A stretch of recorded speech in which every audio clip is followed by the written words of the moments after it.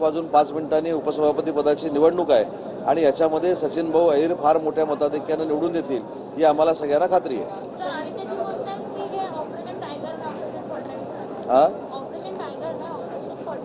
त्यांना काय म्हणायचे ते म्हणू दे, पण त्यांच्याबरोबर लोक राहत नाही हे सिद्ध झालेलं आहे. नक्कीच, पण बरेच 12 आमदारांचा एक गट आहे, तो सुद्धा आपल्याकडे येण्याचे बरेचसे नगरसेवक आहेत. ऑपरेशन 3, 4, 5 सुरू राहील.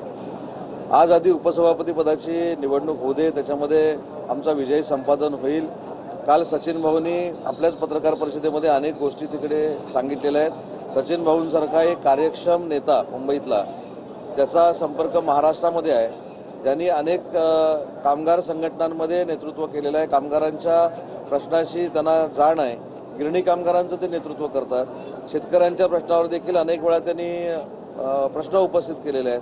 असं नेतृत्व ज्यावेळी एकनाथ शिंदे साहेबांच्या नेतृत्वाखाली काम करण्याचा निर्णय घेतं त्यावेळी पक्ष संघटना देखील जोरदार पद्धतीनं मुंबई आणि परिसरामध्ये वाढणार आहे. सुनील शिंदे हे देखील धनुष्यबाण चिन्हावर निवडून आले होते आणि त्यांचा जरी पक्षप्रवेश झाला तर पक्षांतर बंदी लागू होणार नाही, कारण धनुष्यबाण चिन्ह हे तुमच्याकडे आहे. त्यामुळे सुनील शिंदे यांच्यासाठी आता प्रयत्न सुरू झालेले आहेत असं नाही. सुनील शिंदे साहेबांनी त्यांची भूमिका काल रात्रीच्या मेळाव्यामध्ये स्पष्ट केलेली आहे. परंतु त्यांनी जर इच्छा व्यक्त केली की माननीय एकनाथ शिंदे साहेबांच्या नेतृत्वाखाली काम करायचं आहे किंवा त्यांचं नेतृत्व मानून त्यांच्या मतदारसंघाचा विकास करायचा आहे, त्यांना आमच्या सोबत यायचं आहे, तर आम्ही कशाला नाकारू.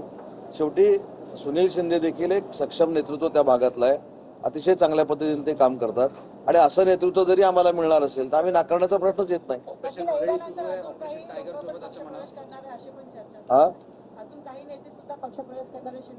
नाही, पक्षप्रवेश रोजच सुरू आहेत. काल देखील काही लोकांचा पक्षप्रवेश नंदनवनला झालेला आहे. पक्षप्रवेशाची प्रोसिजर ही रोज सुरू आहे. त्याच्यामध्ये सचिन भाऊंचा कालचा जो प्रवेश आहे हा काही लोकांना धक्का देणारा होता. जरी ते चेहऱ्यावरनं दाखवत नसले तरी धक्का देणारा होता. त्याच्यामुळं सचिन भाऊंसारखा एक माणूस, एक व्यक्ती, एक नेता जर बाजूला जाऊ शकतो तर काहीतरी नक्कीच घडत असेल हे आता महाराष्ट्राच्या जनतेला देखील कळलेलं आहे.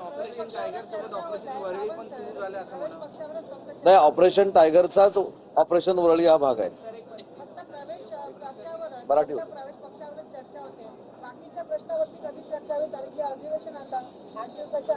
काल देखील या प्रश्नाचं मी उत्तर दिलं.